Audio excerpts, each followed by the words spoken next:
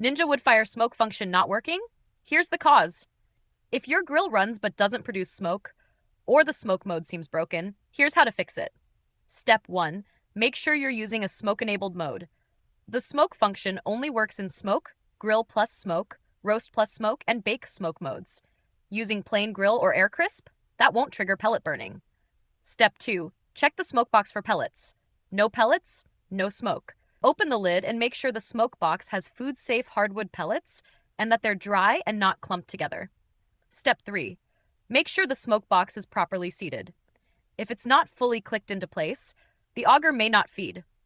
Remove it, check underneath for ash or debris, and reseat it firmly. Step 4. Let the unit finish preheating. Pellets don't burn until after the preheat cycle ends.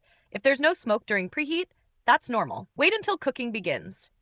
If there's still no smoke at all, the auger motor may be jammed or faulty. Ninja support link is in the description if needed. If this helped bring the smoke back, subscribe to No Filler Fixes for more quick appliance fixes that actually work. And if you want smooth, consistent smoke every time, we've linked a top-rated bag of food-safe hardwood pellets in the description. Perfect for this grill. Thanks for watching, and smoke easy!